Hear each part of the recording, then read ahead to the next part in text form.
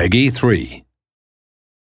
Welcome to the EA Sports 2010 FIFA World Cup penalty kick taking basics tutorial. Let's go over everything you need to know to be a prolific scorer from the penalty spot.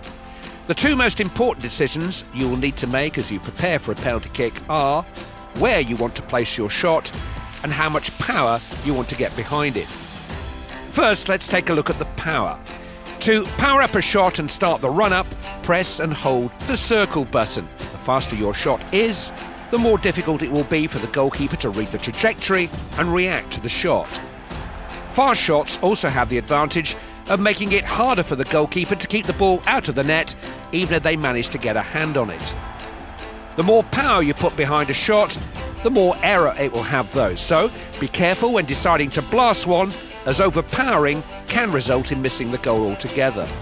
Instead, you can choose to press and hold the R1 button when powering up to take a finesse shot with the inside of your foot.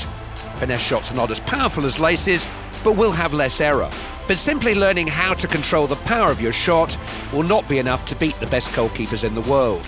In order to be a prolific scorer from the penalty spot, you'll need to learn how to place your shot away from the keeper's reach.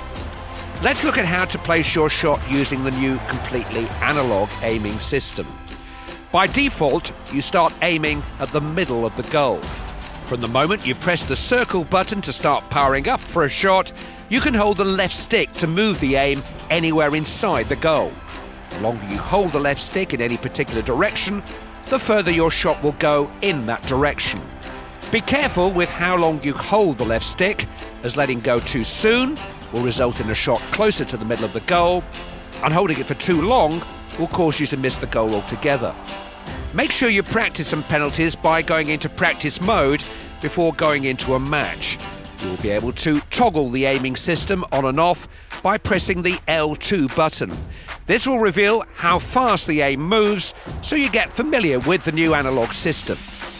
There is no bigger stage in football than the FIFA World Cup. Even the most masterful strikers of the ball have succumbed to the pressure and tension of taking a penalty kick when the eyes of the entire world and the hopes of a nation are resting on their shoulders.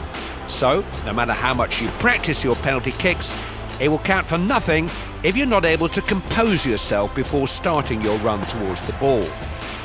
Just beneath the power bar, you will see the new composure meter for penalty kicks.